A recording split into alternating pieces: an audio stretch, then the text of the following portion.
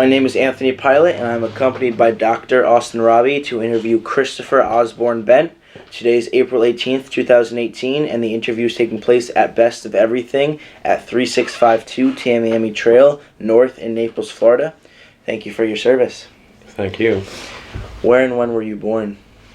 I was born in Bronxville, New York, April 4th, 1940. Who were your parents? Ruth and Willard Bent. What did they do? Mom was nice to Dad, and Dad was in retailing and had a long and successful career. Retailing meaning better department stores. What department stores did you work for? Where do you get all these questions? These coming from you? It was Lord & Taylor May Company. He ended up running the Garfinkel Corporation in Washington, D.C., which is Brooks Brothers and Ann Taylor, etc. Did you have any siblings? I have one younger brother. What's his name? Dennis. Dennis. Dennis does not have a smartphone, so we're trying to communicate. Do you know what Dennis does? Dennis is retired. Okay. What did he do? You're good. Dennis was in the banking security business, kind of. And what did you do before you entered the service? After high school, I went to college, Yale, and then the journey started. I wanted to get into naval special warfare. I wanted to be a frogman, Navy frogman, because I'd seen a movie when I was a kid, Richard Widmark, the Frogman. And so I read everything I get my hands on, just like you will someday when you find an interest. And today's there's tons of books about everything, and you have the internet. Back then there was nothing. But I pursued it and was fascinated by it all. And ultimately, when I got out of college, I enlisted and went into the Navy. Is there a specific reason you chose the Navy over the other two branches, or is it? Yeah, because you couldn't be a frogman in any other branch, and the frogmen became the Navy SEALs, and all of the historical predecessors of the SEALs were frogmen in World War II and around the world. Do you remember what do you remember from departing for training camp? My first year. My first year, I was assigned to an oceanographic research vessel because they wanted all naval special warfare officers to understand the real Navy. I don't know how I disconnect that. Sorry. So I was sent to San Diego, and for 1 year we towed a thermistor chain up and down from San Francisco to Acapulco at 5 knots measuring. What's a thermistor? Thermistor is something that measures temperature. So they had a 500-foot chain or line, and they'd have thermistors every 5 feet or something, and it would record temperature. And that had to do with sonar databases and stuff. So it was, you could say boring, but no, you're on a ship, 5 officers and about 20 enlisted men, and it's a community, and there was little danger, I'd guess. Do you remember any instructor specifically? Well, then I got assigned to my love, and I drove cross country on a January 1st, 1964, and in a little Volkswagen, and made it to Little Creek, Virginia, where I started training in class 31 at the Naval Amphibious Base. And there were instructors, and they became gods. At first you were scared of them, and then if you were smart, you knew they were taking care of you. Although half the time you couldn't understand why they were asking you to do absurd things. I mean, torture. In a way. Sure, there was Tom Blaze, Bernie Waddell, who was black, a fabulous instructor. He's passed away, and I miss him. But these instructors leave in your being this indelible mark. It's almost like they're your first mentors. You have your parents, and then the instructors are teaching you that no pain, no gain. they're teaching you not to be afraid. They're inadvertently teaching you about camaraderie, which is the most beautiful part of the military. When we get together as young men, and you're put under stress, God willing, it's not combat, which is a different animal. I never had to experience that evil. A lot of my buddies did, of course. You grow and you come together and you laugh and you swear, and it's beyond high school, it's beyond college, it's beyond, it's maybe one of the finer wines in life, other than helping others. And you don't know that you're changing and you're stronger. And then we're so busy, you don't have time to think anyway. Did you receive any specialized training during camp? Yeah, well, we are trained in demolitions, so high explosives, and learning how to clear beaches, and we were trained in hand-to-hand combat. We were trained in different kind of weapons, and all kinds of diving. Most fun being locking out of submarines. I mean, to think that here you are as a kid, and you're being paid to go into a submarine at night and go out the escape trunk and swim off and swim back and rendezvous with a submarine. It's magical. If it's magical to you. A lot of people wouldn't like doing it. How did you handle the adaptation of military life? How did you handle the adaptation of military life in training camp? I don't think it's a matter of handling. You're just there, and in ours, which is so intense, you're just dealing with moment to moment. The beauty of it, of underwater demolition training and SEAL training, is that you develop a certain confidence or philosophy that it's one moment at a time, and if I can succeed for the next half hour, I've accomplished something. It's behind me. And they can tell you to crawl up the highest sand dune backwards, all wet, and you can say, what in the world? And so when you're trying to do it, because it's not something you really can do, you're kind of laughing, and as long as there's somebody next to you, you'll keep going. But we're also in our training, which is unique to any other element in the military, you're allowed to quit whenever you want. If you're a Marine or in the Army and you have something and you don't like it and you want to quit, you can quit. But you're not out.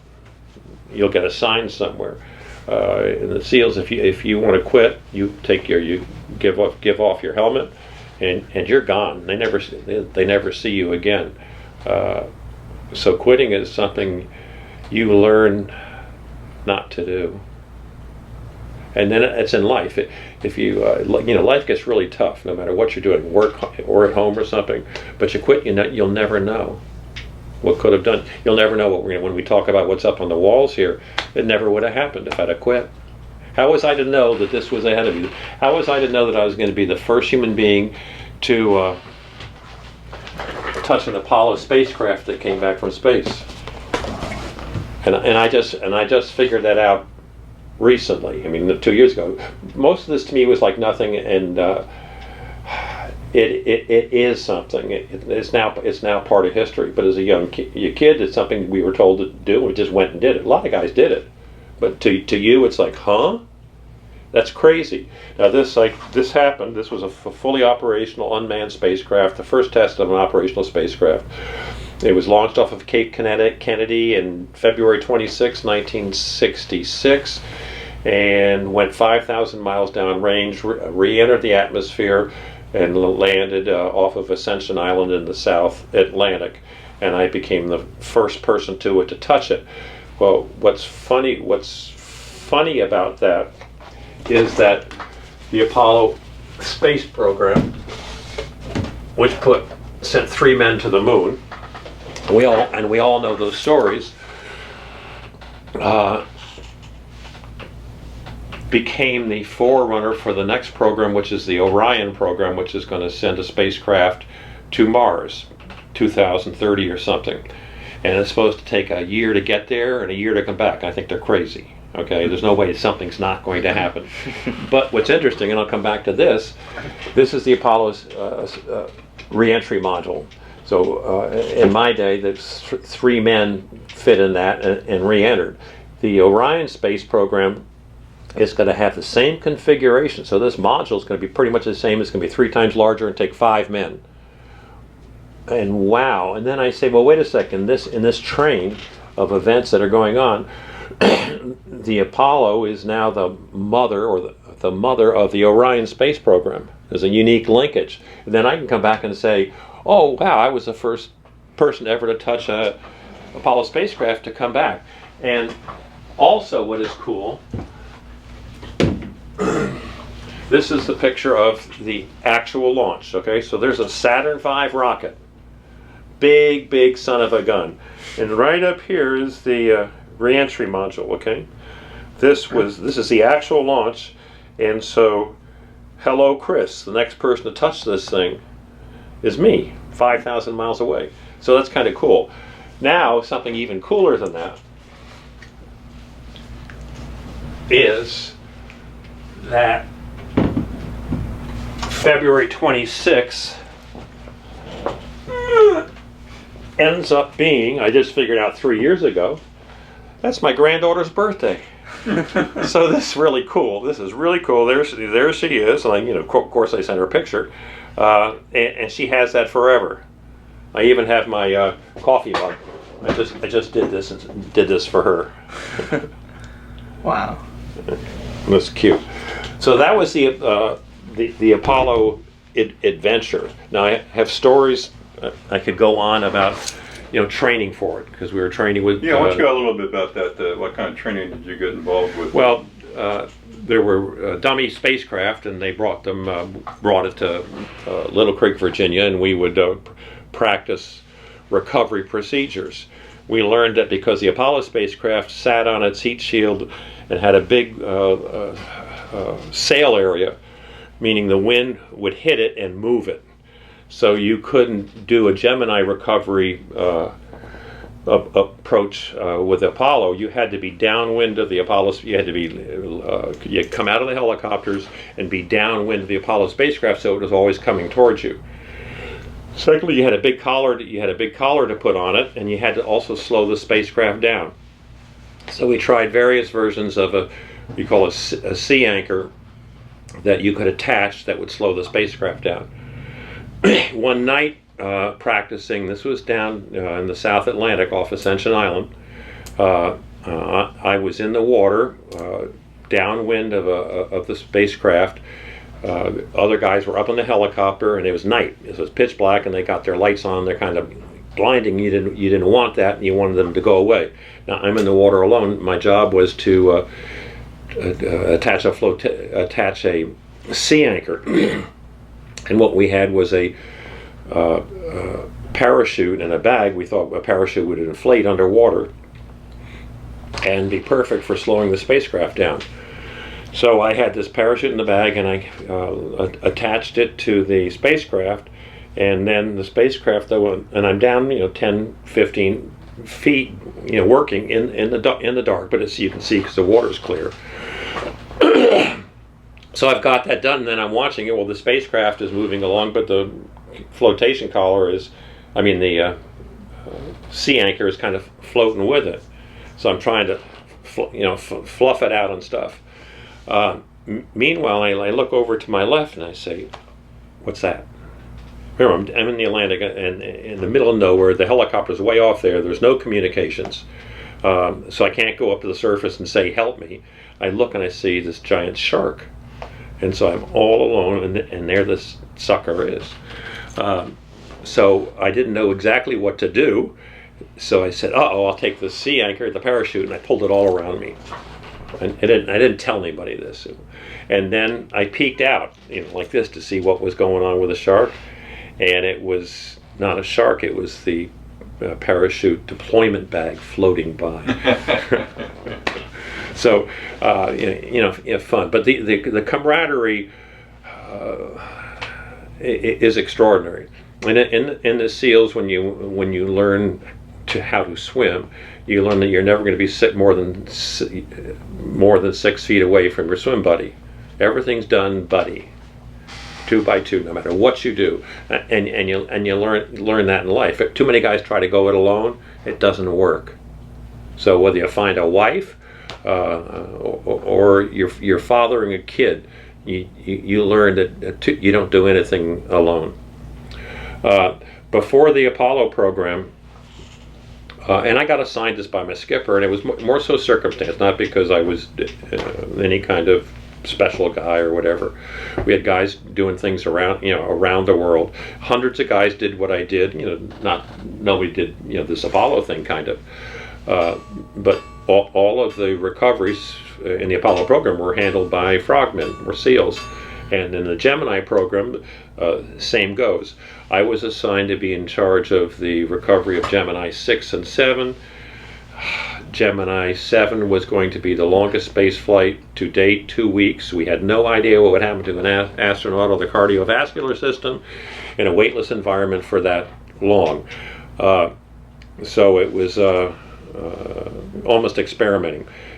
Gemini 7, which was Borman and Lovell, was sent up for 2 weeks. 3 days after they were launched, they launched Gemini 6, which became the first, it was to go up and rendezvous with Gemini 7, Stafford and Shaw, so that was going to be the first rendezvous in space. So these two key things that are now part of all space activity, I was lucky enough to be part of.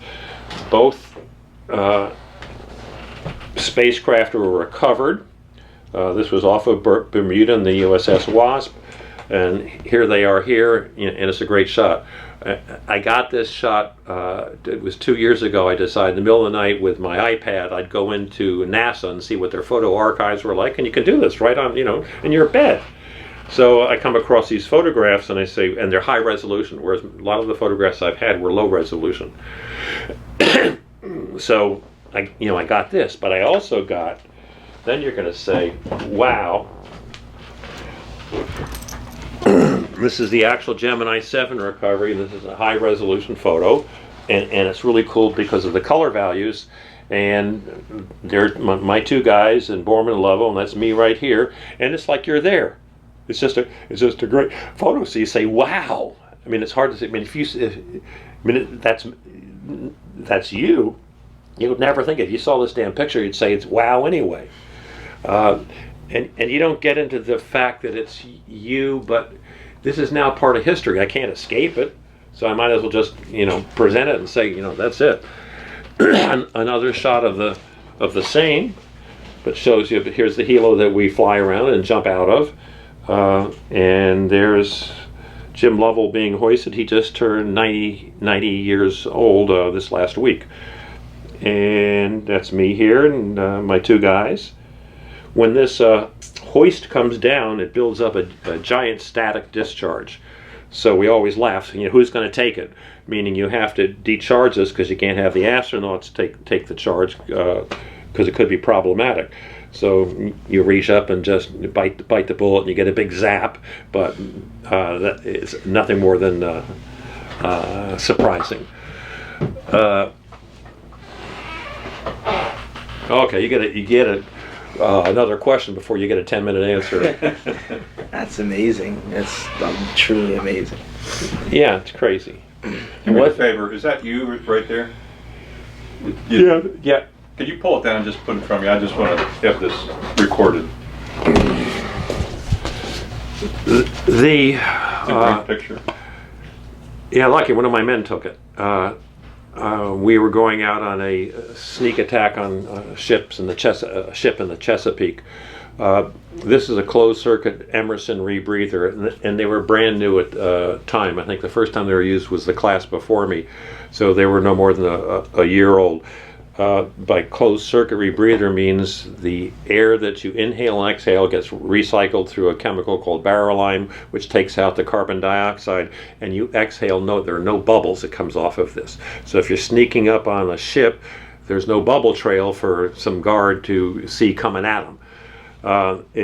Oxygen is toxic below 33 feet, so you have to make sure you don't go too deep. I've got a couple stories about that. And it was cool. It was cool. But it's almost like having you here today and rethinking and reliving. And how am I going to tell a young kid who doesn't know anything about this? Yet again, it's so unusual because most people aren't part of this world. I'm part of this world, or its heritage, and the guys that are doing stuff today, it's like crazy. I mean, what they do out of nuclear submarines is crazy, and the parachuting they do is Halo and is crazy, and they're just good at it. And then jumping dogs, they'll jump dogs out at high altitude. I mean, I got pictures, it's crazy. And these guys all go out and they're putting their life on the line, but to us, it's exciting. And actually, as I run a veterans ministry, we'll call it, veterans are very private about what they did, because there's always somebody who did something more dangerous. And a lot of us don't even want to be called a veteran. I mean, I didn't know what it meant. I wasn't in combat, so I don't feel like I'm a veteran. Because the real veteran is the one who has seen evil and has seen death and seen things that should not be. What is that organization you're involved with? Well, the one I created, and I got one fabulous Vietnam veteran doing it. It's called VVV, or Veterans Visiting Veterans. So if I can talk a veteran into going to assisted living home where veterans are, and just 1 hour a week chatting with them. You don't have to talk to them about the military. You don't have to talk to them about God or anything. Just whatever happens to come up, you talk about it. So he does about 8 guys on Wednesdays here. I did it several years ago, and I just created the idea and went to a local assisted living thing, and I had some political relationship with it, so I could go right in and I talked to 2 Korean War veterans. One was a fighter pilot, and I would go every week 3 o'clock on Thursdays, and it was rewarding. And you remember you were talking earlier about helping others. Just spending that time is like when you put it in a different context. These guys are alone all year long. Family visits them once a year. Maybe family doesn't visit at all. They're alone. Yet here he was, a fighter pilot in the Korean War. So somebody taking interest, asking questions about the plane or this or that, or spending time with them, it meant something. So you want to make a difference. You give somebody your time. Now you're so young that your time doesn't mean anything, but yes, it does. There's always somebody that you can help. If you're creative and you think from your heart, you're going to see, hey, I can go over to that old guy and I can go talk to him for an hour per what Mr. Ben said. You can fill your day with helping others, and you can also by being courteous to others. We've lost the value of courtesy. In the military, you learn this with your respect for officers. If you don't give your officer respect, you're on the floor doing push-ups or whatever, and all of a sudden the whole way it works, you see it work, and you don't mind because it's fair. Somebody does something that's not right, they get caught. Whereas these days, outside of the military, you don't. Would you say most of the morals that you just brought up and most of the morals that shape your life, did the military teach you those? No. Bad question. That started when I was 4 years old, let's say, in Bronxville, New York, where we lived, and my mother knelt beside me at bedside, and we said the Lord's Prayer every night. That planted a seed that sent me on a journey. I became a big-time Catholic and helped run the Cursillo movement at one point, to coming ultimately down to Naples, where through circumstance I worked for St. Matthew's House and was asked to, I went and visited with 80 pastors of 80 different churches, and I learned a lot about religion, and I learned a lot about the poor. It's really about helping the poor, and religion should exist to help the poor. So if you have a calling to help others, I contend that manhood is defined by your ability to stand 1 foot away from a poor person and make him feel equal. So anyway. It's a great lesson to learn. Where did you serve after training camp? I came out, went to jump school. And that was where? Jump school was where? Fort Benning, and later Fort Bragg Jump Master School. But one story there, and we were in such great shape. When you say go run 20 miles, we go run 20 miles. Okay, they beat up on us so much. We had a swim down in Puerto Rico during training that was all day long. It was from the island of Vieques to the mainland of Puerto Rico, and you're just swimming all day long till the point where your legs were gone. You have big duck feet, big swim fins back then.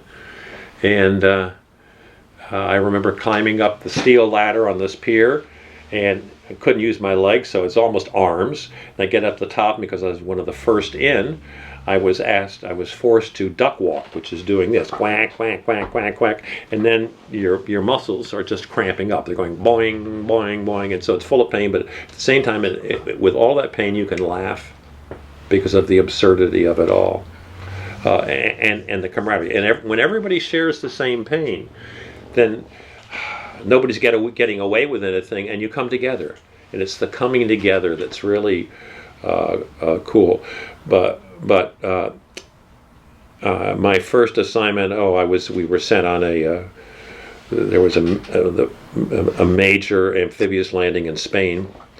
So we were sent over to participate in that, and when there were hundreds of ships and Marines coming ashore, and one of the cool things was we were to reconnoiter the beaches, make sure there was no problems, and we're doing that all before anything, early in the mornings, and then when the Marines come ashore, we're standing there underwater in our swimsuits, helping them off the landing craft. That's cool.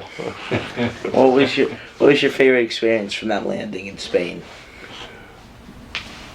Well, I remember all of a sudden the landing had not started. We just finished a recon or something, and I was running down the beach a mile to get to this hut or something, and jet fighters were screaming over the top, and here you are alone, just one person. What am I doing here? But you're saying it's kind of cool.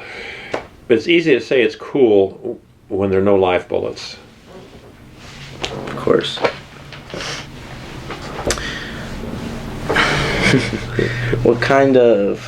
Do you have any friendships from the military that you remember specifically? Oh yeah, you keep them. And what we did, because it was so intense, you just everybody's gone different paths. So some you keep, but we call it the brotherhood, because we all have that common experience. Where's my little picture of Hellweek? Here. There's a friendship that's maintained, and yeah, I have a couple, but I'm down here in Florida, and nobody's down here. This is a picture I took on a thing called So Solly Day. That's so SOLLY, meaning a play on sorry, and you're supposed to, and remember it's cold as hell.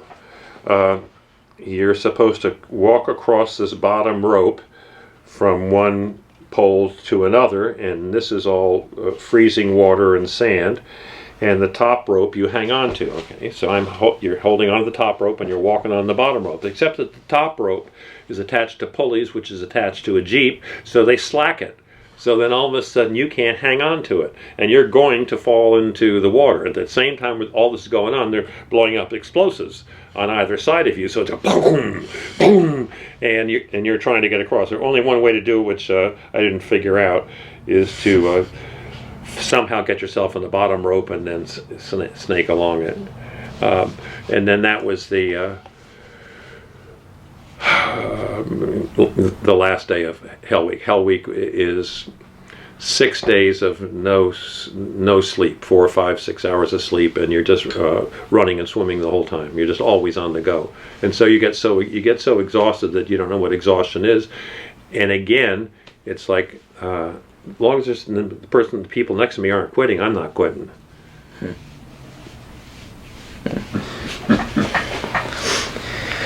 Are you still in touch with any of the friends you made in the military? Sure. How do you keep in touch with them?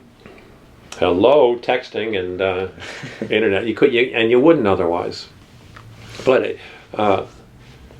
your lives are so different. Every journey after the service is so unique, and they're all across the world. Nobody's doing anything, exotic. A couple of guys stayed in, and one of my friends ended up becoming the skipper of SEAL Team 6 when it was young. I have a story up.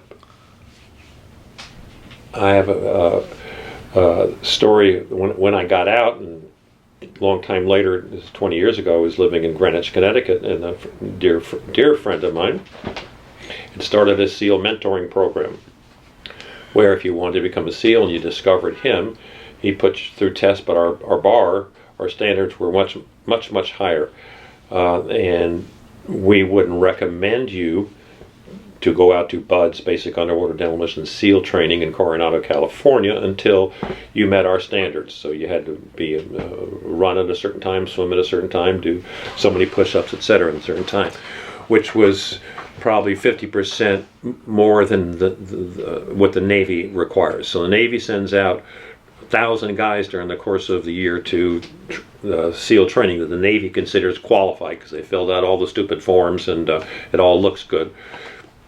And of that 1,000 that they sent, 800 quit. 80% quit. Of the guys that we send out, which might be more than a couple dozen a year, 80% of our guys make it through. Only 20% quit because. Is this all privately done? Yeah, privately funded? No, we just do it for free. Yeah, it's private. Yeah, in private.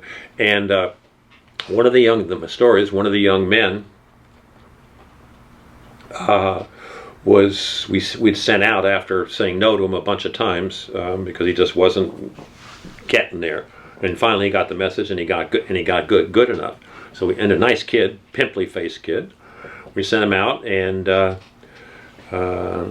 he's doing okay, but then he's flunking his 5-mile ocean swims. So he's back in Connecticut on a Thanksgiving, and I take him up to the Norwalk, Connecticut YMCA. Threw him in the pool, immediately saw what was wrong with his stroke, his kick, and corrected. You got to do it this way. Showed him, and he went on out to pass, and was one of the first SEALs in Tora Bora. He stayed in as a career, and he got out of the Navy this last January as the #1 SEAL in the world. He became the operations officer of SEAL Team 6. So every SEAL Team 6 guy around the world was his responsibility, and that's pretty hairy. That's pretty cool. And what's his name? It's confidential. I understand, of course. So do you feel the Navy should have a better vetting system for accepting people, because you feel that 80% of them quit? So. Well, we're talking SEALs, okay? So now they've spent millions of dollars with all kinds of analysts and psychiatrists and stuff, and they all come up with these great things they think will work. No, it doesn't matter. It's something that's in the heart of the kid, something that keeps them going, and it's hard, and you can't quantify it. It just happens. I mean, you can have these guys look like I finally looked. They'll come in and you say, shit, it's going to be no sweat for them. They all quit. And the reason they quit, I figured out, is your bodybuilders and your athletes will go and work out, but then when they want to stop, they stop. When they think they've done enough, they stop. When they're tired, they stop. They know in their head there's always an end to their run. Okay, so if they're going to go run 10 miles and they're really fit and they're going to do weights and 300-pound presses or whatever it is, they know that they're going to stop and have a nice dinner and have fun. But that's not the case in this training. You don't get to stop when you want to, and all of a sudden that fights everything in your experience today. So you have to have a kind of a free spirit and know that you're going to be taken to places, painful places that you couldn't imagine, but it's okay. It's okay. What is your most vivid memory from the Navy SEALs?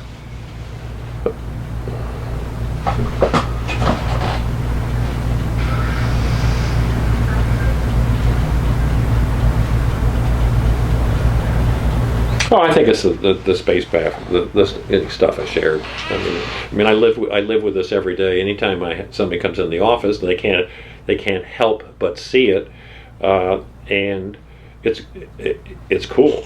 I mean, it's cool. What were your expectations when you went to retrieve the astronauts? What did you expect to find, and did it shock you at all? Yeah, you're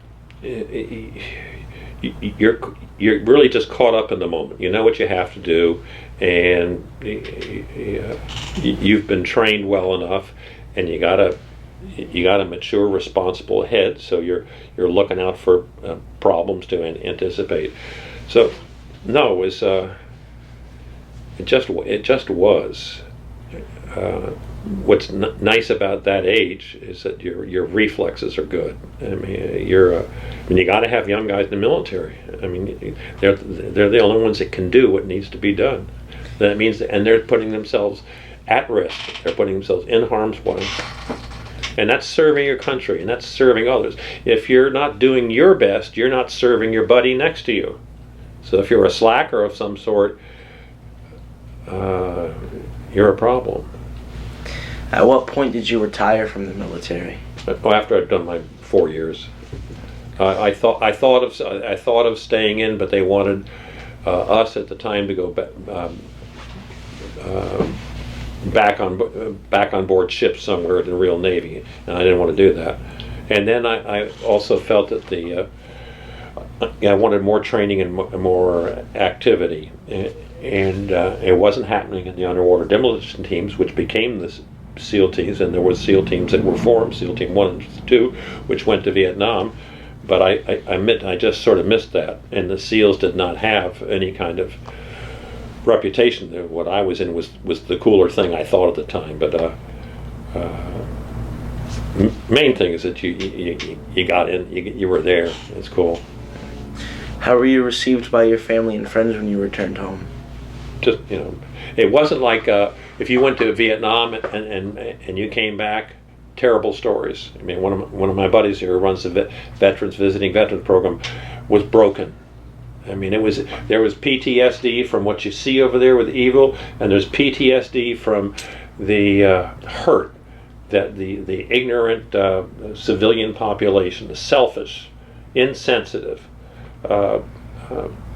politics of the moment did to the veteran. I mean, like we were like killers. No, we were doing what we thought was good. How did you readjust to civilian life after being so regimented for 4 years? Okay, in 1 month, in July, I got out in July of '66. I went from high explosives to ladies' handbags. I became the assistant handbag buyer at Lord & Taylor in New York City, and you're busy. But what's cool is that 5 o'clock you're gone, and your military all of a sudden was behind you. You're involved in new people you're meeting. It was nowhere near as exciting, but at the same time, it was like your life was ahead of you. Were you at all resentful? People were living this life, and you spent all your life in this heavy-duty military training. Were you resentful at all that they had such a soft life and you didn't? Thought never occurred. I was naive. You learn about trust. So when you're swimming at night with a guy, you got to trust. And you're going through all this training, you learn about trust, because other guys you can't trust, they kind of quit. Then we all trust one another. Yeah, some guys are better and good guys. And, when I got into civilian life, I didn't know that you couldn't trust everybody, and you can't. I didn't know what politics was. I had no clue. And then backbiting, people, whispering behind your back and creating scenarios that will help themselves get promoted or whatever. That hurt a lot of times. Some things happened to me because of that. I was naive and trusting, idealistic. Not that you're not human and do some bad things. How did you get involved with Lord & Taylor? Through your father? Yeah, the door was open to go interview, and because he was well thought of, it certainly made it easy. But after that, you're just another employee,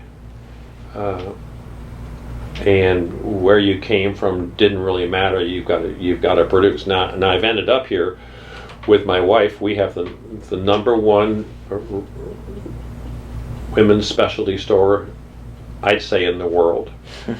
We have no computers, no meetings. It's all done people to people.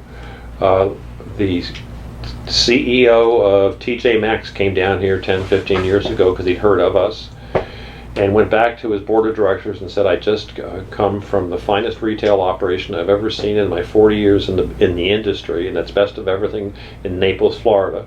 And if they ever wrote a real book about retailing, Best of Everything should be chapter 1.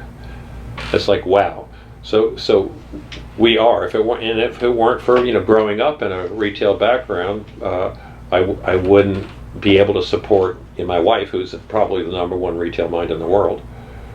She doesn't have all the great retail executives have to go to a lot of meetings, and they have to look at a lot of reports, and by the time they get into the stores with the customers, they're walking around standing and chit-chatting. My wife is behind the cash register, working her butt off all day long. She's talking to every employee all day long, absorbing what's going on and what she needs to buy. And the amount of stock keeping units, SKUs, that are in her head, it's scary. I mean, it's scary. How did Best of Everything start? How did the name come about? It's her name. I thought it was dorky at the time. And she had a flea market business up and down the East Coast, and we brought it indoors here, and then took it upscale, but because she understood value, and always passes it on to the customer. She doesn't do what most retailers do, which is inflate the markup. She won't do it. I mean, so we're extraordinary. And then we pay so much attention to taking care of the stock that when the customer comes in, she can't figure out why everything's so neat. And you'll find hundreds of customers there at times. I mean, you say, what? What's going on here? What's your wife's name? That's confidential. How did you meet her? That's confidential. Okay. That's talking about real life. Where did you start your first store? Was it right here or something? Yeah, down on 4th Avenue North across from Dr. Johnny's. Okay, and then where's the second store? The second store is right next door, which is the gift store, which happened, we got married in 2001, July 25th, and 2 weeks later was 9/11. And because we had a lot of patriotic stuff and little flag rings and flags, I offered free flag to anybody who wanted one, that you could put on your antenna or something. So we had a couple thousand of those, and that kind of jump started it. And then we own a store up in Bonita Springs, a big one, and then we have a wonderful lease with the Wynn family on 5th Avenue downtown. I mean, primo. And then we have our store, which we bought and own up in Kennebunkport. Do you plan on more, or this is it? No. This is it. There's because less so because of age, and more so because we're not computerized. We could go East Coast, but I mean that's stretching us thin, because everything that we do, we can send somebody up to a store all during the course of every day. So if somebody needs something, I've got a driver, he takes it. Are you a member of any veterans organizations? No, no. I mean, it kind of used to be, but there was a lot of talking and not much doing. Mm-hmm. So I really create ministries. That's another subject. How would you assess the effect that your time in the Navy SEALs had on your life? Well, it radically changes you, and it forges you. Uh, but it's hard to say because the rest of your life is so unanticipated. You have no idea what's coming down the road at you, whether it could be tragic or it can be good. The people that you're going to run into who are good or not good, and lots of people, pretend to be your friends. They're like a good salesman, and they're not, and you can't necessarily tell. It makes you strong enough now, great pride, and so that's why you're important, and all the guys that we can share what's important, and what's important are values. The 10 Commandments, they're important, like duh, and we're doing our best to destroy them. Has your time in the service impacted your feelings about war in general? No, not having been in war and knowing that war is evil and indifferent, but because men are evil and indifferent and selfish, somebody has to say no. Our problem today is not being able to say no. And to be able to say no, you have to have a strong military. I know it's abhorrent to certain political points of view, but you just have to have it. And leadership has to be moral, and you have to be willing to use the military so you can say don't mess with me, and leave my families alone, leave my country alone. We can't take care of the world. You heard that a million times, but leave my country alone.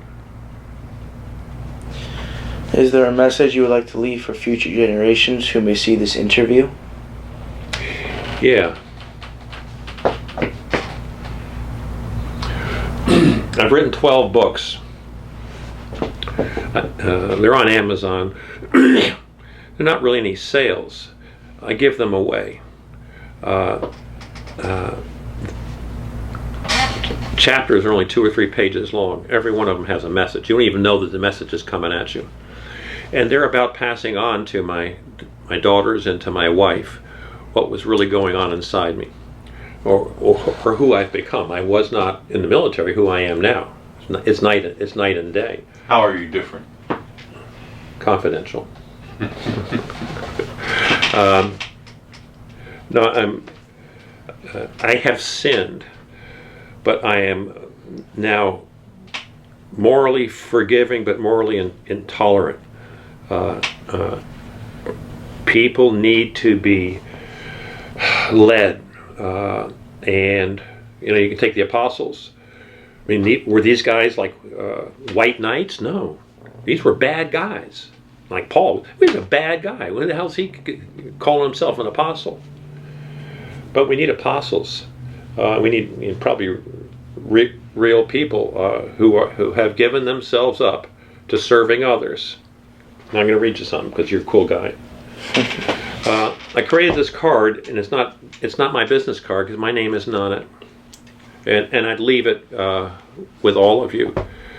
You see the background is dark seas, so that's our times. These are dark, stormy times of chaos and uncertainty, and your generation is going to have to figure out a way to do something about it because we're handing you a mess. I'll read the copy on both sides. The copy is also in white, and I say that white is just pure truth. Your greatest joy will come from helping others when you expect nothing in return. You got it? That which you do for others, you do unto God. When you're reading this, you keep them in your pocket, or I give them out. I leave them at Publix. Just leave them. Because it's nothing. It's not about self. And somebody reads that, and they're in church for 1 second. They're private church, not some bad pastor, some good pastor, some heavy denomination. They're in the church. Church is just you and him. On the other side, it says, put God first in everything you do. Everything you accomplish and everything you have is due to the grace of God. Now, this copy, I didn't write it. I've written tons of great stuff. I could read to you all day long. This was written by Denzel Washington. These phrases came out of his commencement addresses. Denzel Washington. That makes it cool. So this is I just leave out there. So it's like it's covert evangelical warfare. Is there anything you feel like we haven't discussed or should be talked about? Yeah, everything. You come back sometime. No, I'll give you a couple books, and you'll have my card, so you can email or you have questions. We take it from there. What's cool about this one? It says 1-800 for seals only. The books are all 1-800 because back when I started writing them 3 or 4 years ago, the 800 number was something that was really like big and new, but if you had any problem, you call an 800 number, right? Now you call an 800 number, you're going to get a robot talking to you, and it's all BS. It's worthless. So anyway, all the books are entitled 1-800. This is 1-800 for seals only, but it's not for seals only. Now the camo pattern on the front, it says here, cover camo design courtesy of Redacted. It came from SEAL Team 6. So that's kind of cute. So if and as you read this, you got any questions? I'm always here, and I'm really here for guys like you.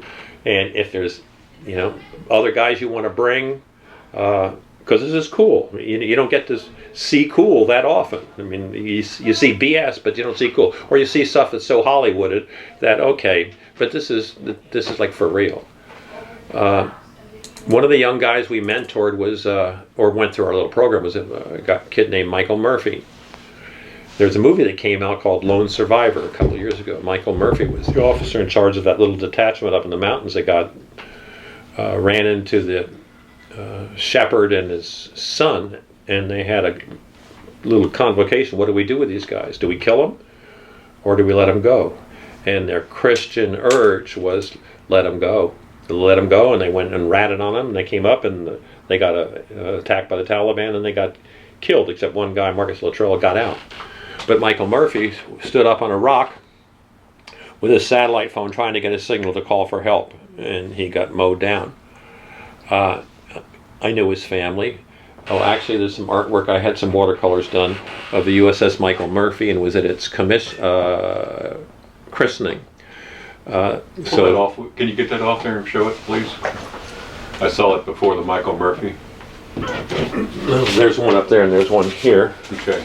So the original watercolors are with the family, and they're big. The original watercolors are big. Pull it down a little bit. You got reflection. There you go. The originals are with the family, and they're big. And then the first big prints are on the USS Michael Murphy, which is DDG-112, and it's the last of the Admiral R.L. Lee Burke class destroyers, and that was up in Maine, Bath, Maine. It was built. Then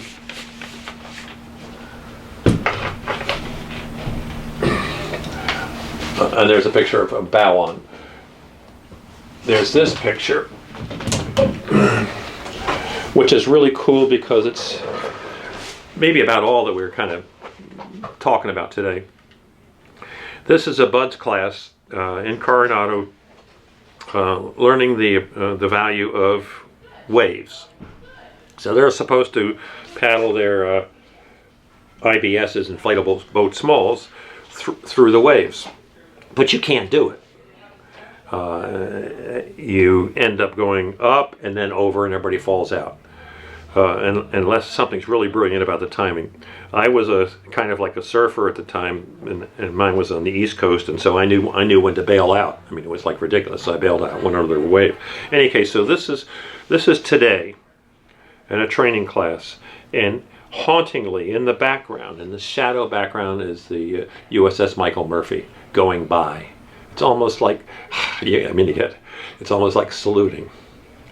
And it's testimony to the whole naval special warfare journey. It's special. I mean, it's worth it for any guy. to try to do it. But there are other beautiful things in the military, from the Marines and Delta Force and stuff. But when we retreat to the ocean. I mean, we're at home in the water. Nobody's at home in the water like we are. It's cool. Is there anything else you'd like to discuss? Yeah, women, girls. All right. All right, sir. Well, I thank you for your time in the service. I thank you for your time today. It's been a pleasure. Thank you so much. Yeah, come back.